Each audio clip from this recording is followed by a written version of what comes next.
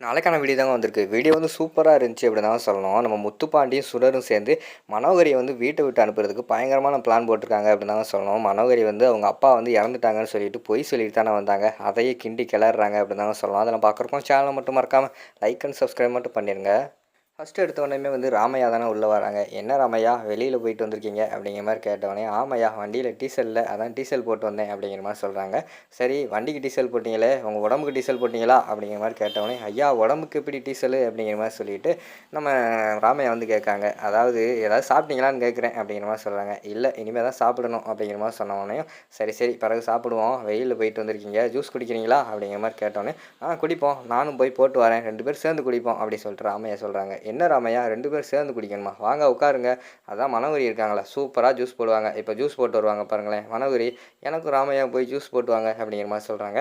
ராமையா வந்து, "இல்லையா எனக்கு வேண்டாம்" அப்படிங்கிற மாதிரி சொல்லி சமாளிக்காங்க. "என்ன ராமையா ஜூஸ் தானே உட்காருங்க, மனோகரி போட்டு வருவாங்க" அப்படிங்கிற மாதிரி சொன்னோன்னே, மனோகரி என்ன பண்ணுறது இவங்ககிட்ட சிக்கிக்கிட்டோமே அப்படின்னு சொல்லிட்டு மனோகரி போய் அங்கே வந்து ஜூஸ் போடுறாங்க. ஜூஸ் போட்டு கொண்டு வந்து கொடுக்காங்க. குடிச்சு பார்த்துட்டு, "ஐயா இதெல்லாம் என்னால் நம்பவே முடியல" அப்படிங்கிற மாதிரி சொல்கிறாங்க.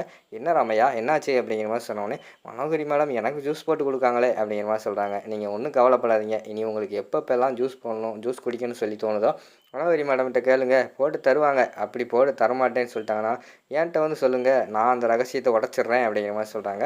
"ஐயா என்ன ரகசியம் எனக்கு கொஞ்சம் சொல்லுங்கள்" அப்படின்னு சொல்லிட்டு ராமையா கேட்காங்க. "அது இப்போ சொல்ல முடியாது ராமையா, கொஞ்ச நாள் கழிச்சு சொல்கிறேன்" அப்படின்னு சொல்லிட்டு அந்த இடத்துல வந்து முத்துப்பாண்டி வந்து அமைதியாக இருக்கிற மாதிரி காட்டுறாங்க. மனோகரி வந்து கோவப்பட்டு போகிற மாதிரி தான் காட்டுறாங்க.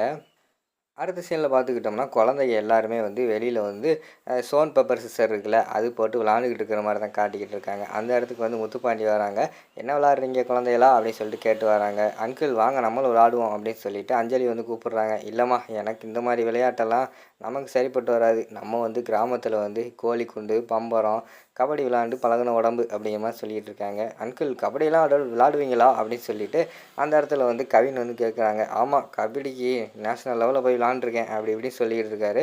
"ஓ அப்படியா, பரவாயில்லையே, சூப்பர் சூப்பர், அப்போனா எங்களை தூக்குவீங்களா?" அப்படிங்கிற மாதிரி சொன்னோடனே, "ஏய் 50 கிலோ அரிசி மூட்டையே அசால்ட்டாக தூக்கிறேன், அஞ்சலி வா உன்னை அதில் இருக்கிற நீ ஒரு அரிசி, உன்னை எப்படி தூக்குறேன் பாரு" அப்படின்னு சொல்லிட்டு ஒத்த கையிலே தூக்குறாரு. "அங்கிள் என்னையே தூக்குவீங்களா?" அப்படின்னு சொல்லிட்டு கவின் கேட்காங்க. "வா தூக்குறேன்னு" சொல்லிட்டு அஞ்சலியும் கவின் 2 பேர்த்தையுமே தூக்குற மாதிரி தான் காட்டிக்கிட்டு இருக்காங்க.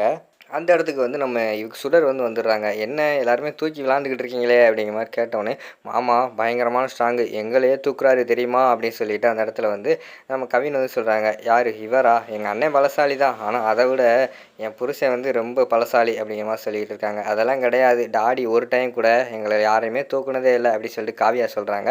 "டாடி ஒத்த கையால் என்னையவே தூக்கிடுவார், உங்களை தூக்க மாட்டாரா" அப்படிங்கிற மாதிரி சொல்லிக்கிட்டு இருக்காங்க.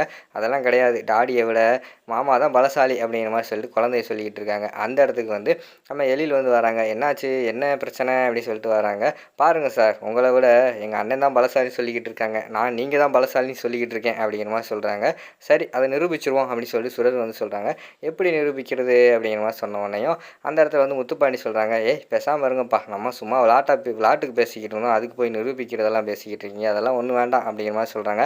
"அண்ணே அதெல்லாம் முடியாதுண்ணே, அவங்களா இல்லை நாங்களா நான் பார்த்தே ஆகணும்" அப்படிங்கிற மாதிரி சுடர் சொல்லிக்கிட்டு இருக்காங்க.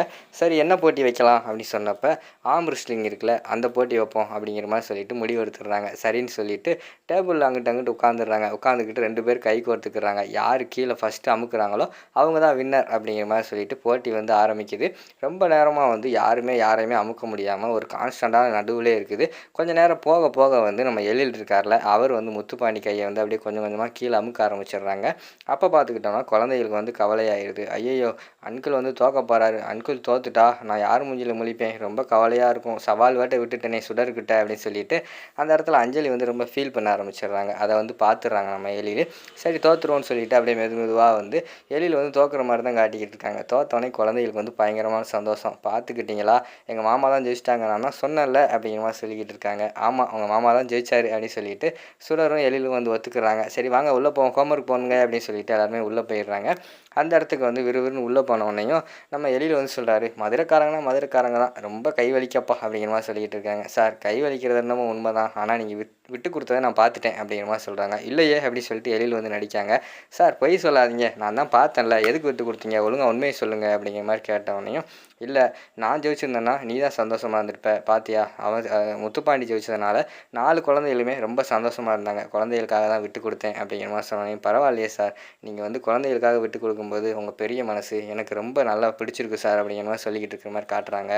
அடுத்த சீனில் வந்து முத்துப்பாண்டி தான் காட்டுறாங்க. அவர் வந்து வெளியில் உட்காந்துட்டு எதையோ யோசிச்சுக்கிட்டே இருக்கிற மாதிரி காட்டுறாங்க. அந்த இடத்துக்கு வந்து சுரர் வந்து போகிறாங்க. அண்ணா என்னண்ணே நைட் நேரத்தில் வெளியில் இருக்கீங்க அப்படிங்கிற மாதிரி சொல்கிறாங்க. இல்லைம்மா நான் உனக்கு தான் நன்றி சொல்லணும். எவ்வளோ பாசமான குடும்பம், நல்லா வச்சுக்கிறாங்க, நல்லா பழகுறாங்க அப்படிங்கிற மாதிரி சொல்கிறாங்க. அண்ணா என்னண்ணே நீங்கள் இப்படிலாம் பேசிக்கிட்டு இருக்கீங்க, இது உங்களோட குடும்பம்ண்ணே, நீங்கள் இனிமேல் இங்கே தான் இருக்க போகிறீங்க அப்படிங்கிற மாதிரி சொல்லிக்கிட்டு இருக்காங்க. அது சரிம்மா, எனக்கு ஒரு டவுட்டு, இப்படி அழகாக எல்லாருமே நல்லவங்களா இருக்கிற குடும்பத்தில் எப்படி அந்த களைச்செடி மாதிரி மனோகரி வந்தா அப்படிங்கிற மாதிரி சொன்னோடனே, அதுவும் அண்ணே மனோகரி வந்து எழில் சாரோட ஸ்கூல் ஃப்ரெண்டு. அவங்களுக்கும் இந்து மேடமுக்கும் கல்யாணம் முடிஞ்ச பிறகு மனோகரி வந்து இங்கே இல்லை, அவள் வந்து எங்கேயோ போயிட்டா போல அப்படிங்கிற மாதிரி சொன்னாலும் முத்துப்பாண்டி மாதிரி யோசிக்காரு. ஓ அந்த டேயில் தான் மதுரைக்கு வந்திருக்கா அப்படிங்கிற மாதிரி சொல்லி யோசிச்சுக்கிட்டு இருக்காங்க. சரி போயிட்டால அதுக்கப்புறம் எப்படி இங்கே வந்தா அப்படிங்கிற மாதிரி சொன்னோடனே, அது ஒரு பெரிய கதனை. அவங்க அப்பா வேறு இப்போ ரீசெண்டாக கூட அவளை வந்து வீட்டை விட்டு கனகவள்ளி அம்மா வந்து அனுப்பி வச்சிட்டாங்க. ஏன்னா கல்யாணம் முடிஞ்ச பிறகு அதுக்கடுத்து ஏதோ ஒரு பிளான் போட்டு அவங்க அப்பா வந்து இறந்துட்டாரு, அதனால தான் இந்த வீட்டுக்கு வந்துட்டா அப்படிங்கிற மாதிரி சொல்கிறாங்க. ஓ அவங்க அப்பா இறந்துட்டாரோ அப்படின்னு சொல்லிட்டு முத்துப்பாண்டி வந்து சந்தேகப்பட்டு கேட்டுக்கிட்டு இருக்கிற மாதிரி காட்டுறாங்க. அதோட பார்த்துக்கிட்டிங்கன்னா அந்த எபிசோடு வந்து முடிச்சிடுறாங்க.